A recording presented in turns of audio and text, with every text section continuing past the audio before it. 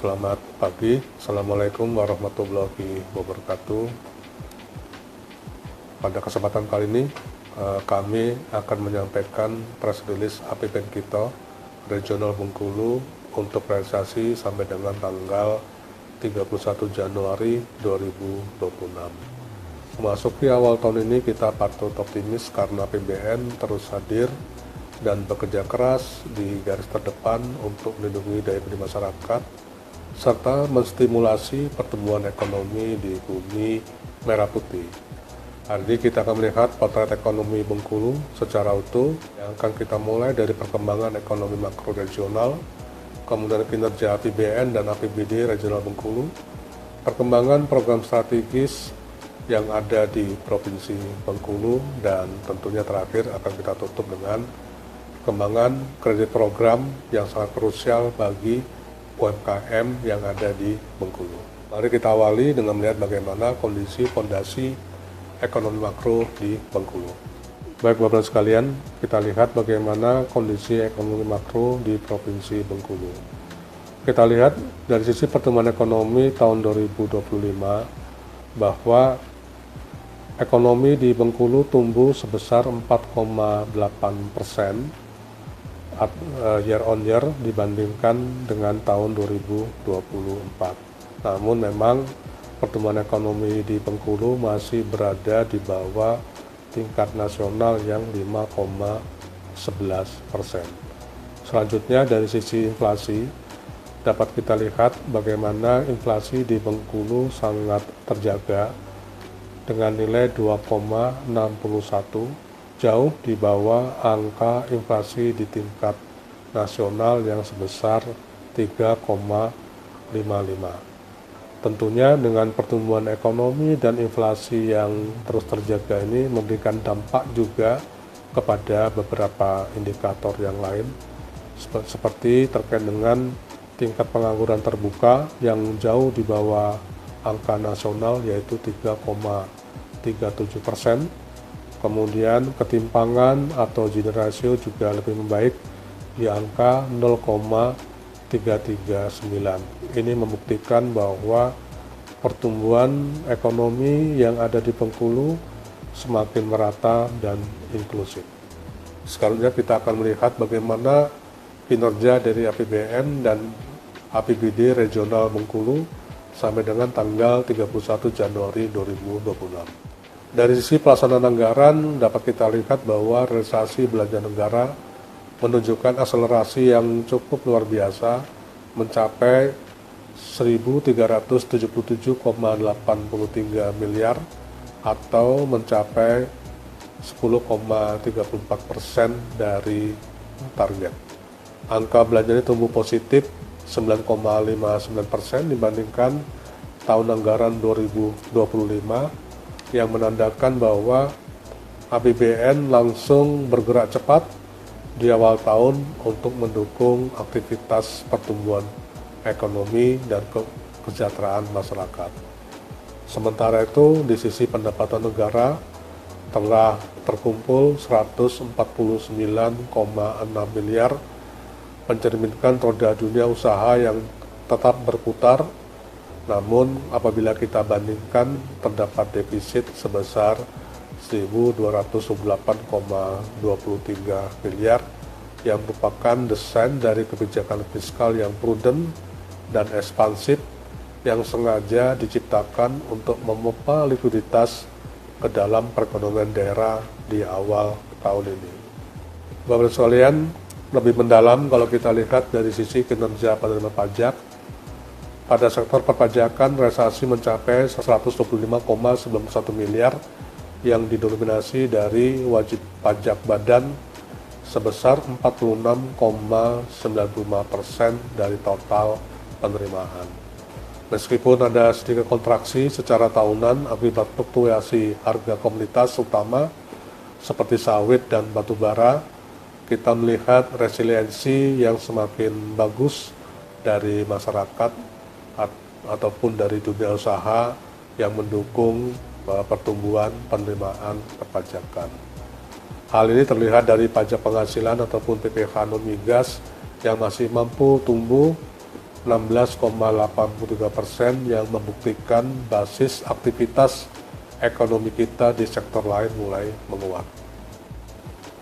Kemudian apabila kita kembali perdalam dari sisi penerimaan kepabeanan dan cukai, jadi pada tahun 2026 penerimaan bea dan cukai melonjak tajam hingga 22.047% atau mencapai 1,03 miliar rupiah. Lonjakan gratis ini tidak terlepas dari kelancaran arus logistik di mana kedalaman arus Pelabuhan Bay telah berhasil ditingkatkan menjadi 6,5 meter sehingga arus keluar masuk barang menjadi lancar. Kita harapkan revitalisasi dari Pelabuhan Bay tetap dapat berlanjut dan berjalan sebagaimana yang telah direncanakan sehingga dapat mendorong pertumbuhan dan konektivitas arus keluar masuk barang dari jalur laut.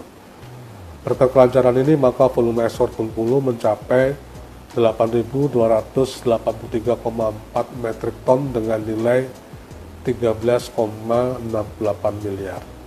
Nah, ini dapat kita lihat bagaimana peran APBN memfasilitasi perdagangan melalui jalur laut sangat nyata dan memberikan dampak di dalam pertumbuhan perekonomian di Provinsi Bengkulu.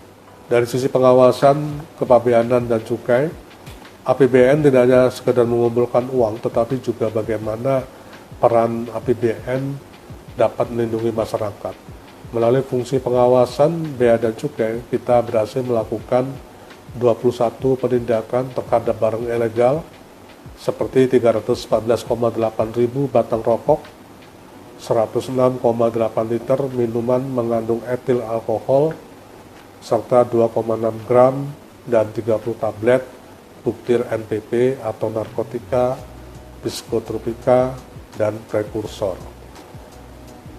Hal ini merupakan bukti nyata bagaimana peran dari bea dan cukai melindungi masyarakat dari peredaran barang-barang berbahaya dan juga bagaimana pengamanan terhadap potensi penerimaan yang berusaha diselundupkan oleh para oknum-oknum melalui rokok-rokok ilegal.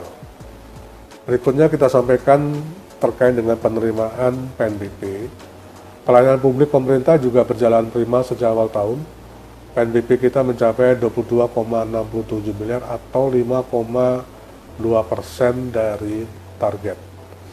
Kontributor terbesar adalah layanan kesehatan melalui BLU Kementerian Kesehatan sebesar 5,28 miliar.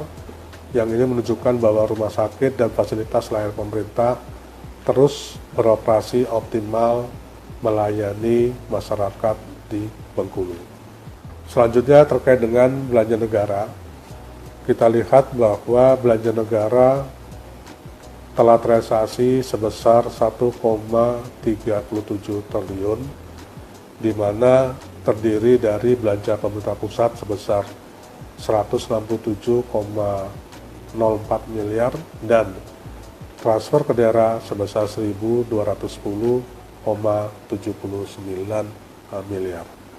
Next berikutnya, baru sekalian, apabila kita lihat bagaimana komposisi terkait belanja pemerintah pusat, maka mayoritas belanja pemerintah pusat yang ada di Bengkulu ini berasal dari rupiah murni, kemudian berikutnya berasal dari sumber dana Badan Layanan Umum, diikuti oleh pendanaan yang bersumber dari PNBP, dan berikutnya adalah pinjaman yang berasal dari surat berharga syariah negara ataupun SPSN, serta pinjaman luar negeri lainnya. Tentunya terkait dengan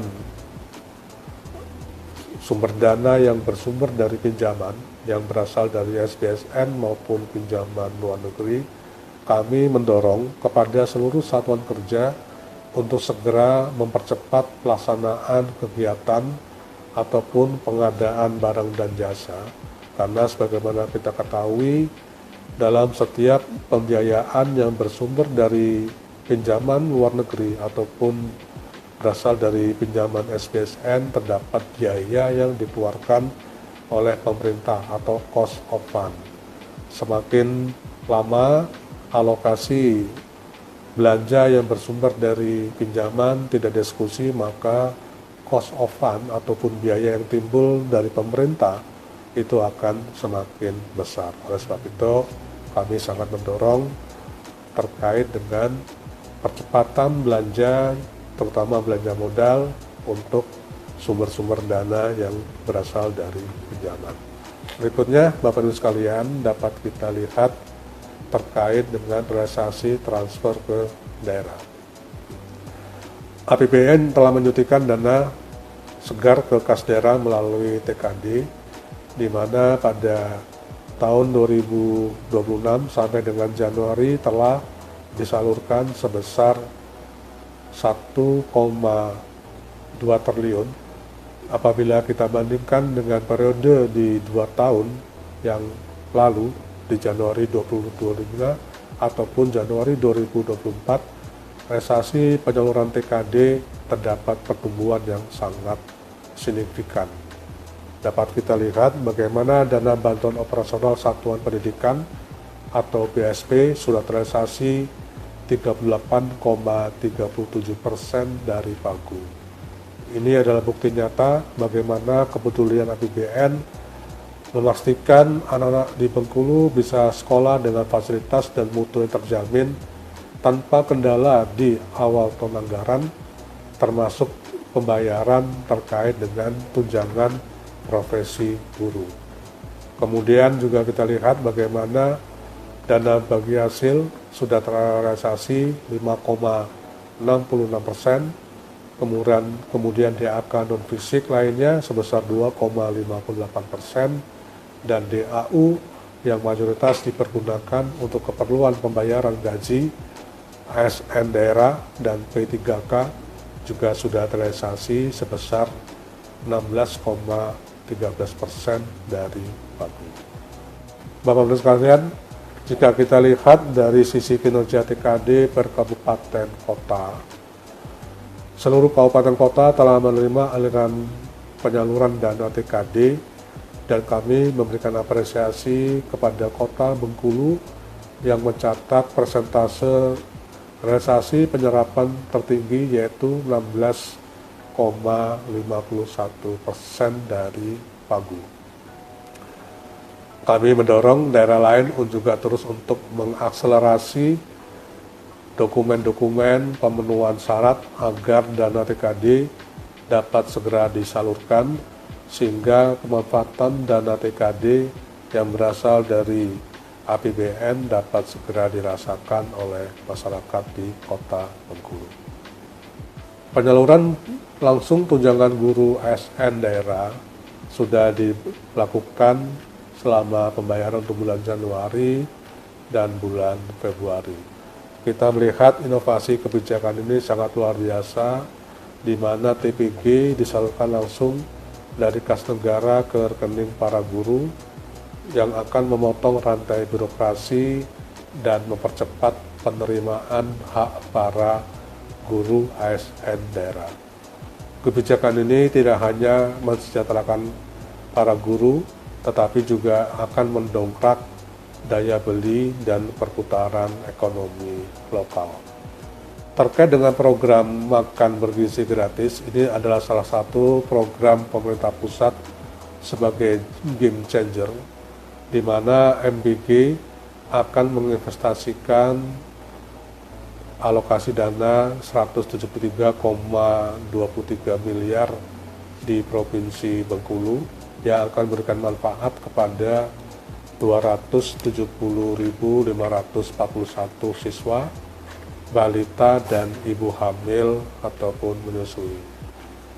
Program MBG ini tentunya akan menciptakan dampak multiplier effect bagi ekonomi lokal dengan melibatkan 471 supplier, 114 SPPG, dan APBN akan terus berinvestasi pada masa depan untuk generasi yang akan bebas dari stunting, generasi yang bergizi dan sekaligus menghidupkan dapur-dapur UMKM lokal. Bapak sekalian, terkait dengan kinerja APBD, dapat kami sampaikan bahwa APBD regional di Provinsi Bengkulu kondisinya juga sangat positif dengan surplus sebesar 141,5 miliar di awal tahun 2025, di mana kalau kita lihat perbandingan antara realisasi pendapatan sebesar 399,07 miliar, kemudian belanja daerah sebesar 257,57 miliar. Namun apabila kita lihat dari sisi data realisasi sampai dengan Januari 2026, belanja-belanja yang bersumber dari APBD mayoritas masih berasal dari belanja operasi, sedangkan belanja modal masih belum terdapat realisasi, dan ini tentunya kami juga turut mendorong terjadinya sinergi belanja antara APBN dan APBD, di mana APBN sudah mulai terdapat realisasi belanja-belanja modal, dan kami harapkan untuk pemerintah daerah juga dapat mengakselerasi belanja modal yang akan berdampak kepada pertumbuhan ekonomi di Bengkulu. Bapak sekalian, berikutnya adalah beberapa program strategis yang ada di Provinsi Bengkulu. Untuk infrastruktur jangka panjang, proyek strategis Kementerian Lembaga juga terus dikawal, seperti pembangunan gedung kuliah IAIN Curup dengan alokasi anggaran ataupun sebesar 13,64 miliar. Kemudian pembangunan gedung kuliah Fakultas Tadris terpadu di UINFAS dengan nilai proyek sebesar 11,92 miliar, serta terdapat proyek pembangunan sekolah rakyat di Provinsi Bengkulu. Nah, tentunya program-program prioritas ini akan memberikan dampak pada perekonomian, dampak kepada kesejahteraan masyarakat, dan juga dampak pada berbagai sektor-sektor yang lain seperti sektor pendidikan, terutama untuk peningkatan kualitas SDM masyarakat yang ada di Bengkulu. Nah, terkait dengan program prioritas strategis ini, kami juga terus mendorong seluruh kementerian lembaga untuk juga segera mempercepat proses pengadaan barang dan jasa, sehingga kegiatan-kegiatan dapat segera diakselerasi dan dapat terselesaikan sampai dengan akhir tahun anggaran ini, sehingga kemanfaatannya dapat segera dirasakan. Bapak Ibu sekalian, perkembangan kredit program KUR dan UMI telah merangkul para pelaku UMKM agar semakin berdaya.